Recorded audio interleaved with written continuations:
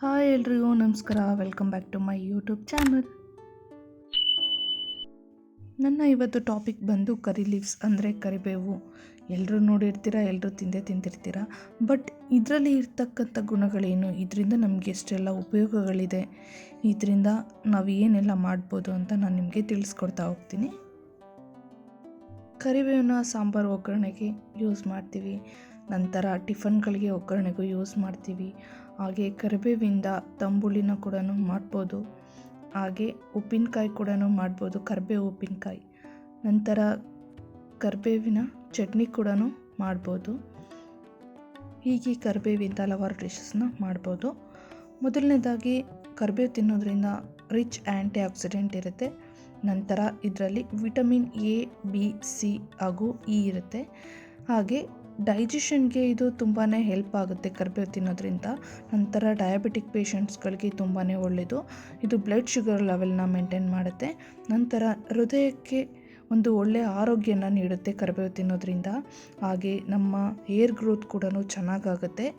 ಕೊಬ್ಬರಿ ಎಣ್ಣೆಗೆ ಕರಿಬೇವನ್ನ ಬೆರೆಸ್ಬಿಟ್ಟು ಹಚ್ಚೋದ್ರಿಂದ ತುಂಬ ಒಳ್ಳೆ ಹೇರ್ ಗ್ರೋತ್ ಆಗುತ್ತೆ. ಕರಿಬೇವು ತಿನ್ನೋದ್ರಿಂದ ನಮ್ಮ ಕಣ್ಣಿನ ಆರೋಗ್ಯ ಚೆನ್ನಾಗಿರುತ್ತೆ. ಹಾಗೆ ಇರುಳುಗಣ್ಣು ಹಾಗೆ ಅಥವಾ ಕಣ್ಣಲ್ಲಿ ಮಂಜಾಗುತ್ತೆ ಅಂತ ಹೇಳ್ತಾರಲ್ಲ, ಅದು ಕೂಡ ಕ್ಲಿಯರ್ ಆಗ್ತಾ ಬರುತ್ತೆ. ಕರಿಬೇವು ತಿನ್ನೋದ್ರಿಂದ ನಮ್ಮ ಚರ್ಮದ ಆರೋಗ್ಯ ಚೆನ್ನಾಗಿರುತ್ತೆ. ಹಾಗೆ ಮುಖದಲ್ಲಿ ಕಾಂತಿನ ಹೆಚ್ಚಿಸ್ತಾ ಹೋಗುತ್ತೆ.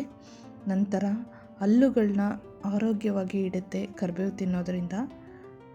ಯಾರೆಲ್ಲ ಅನಿಮಿಯಾ ಪೇಷಂಟ್ಸ್ ಅಂದರೆ ಯಾರಿಗೆಲ್ಲ ರಕ್ತಹೀನತೆ ಇರುತ್ತೋ, ಈ ಕರಿಬೇವು ತಿನ್ನೋದ್ರಿಂದ ನಮ್ಮ ರಕ್ತನ ವೃದ್ಧಿ ಮಾಡ್ಕೋಬೋದು.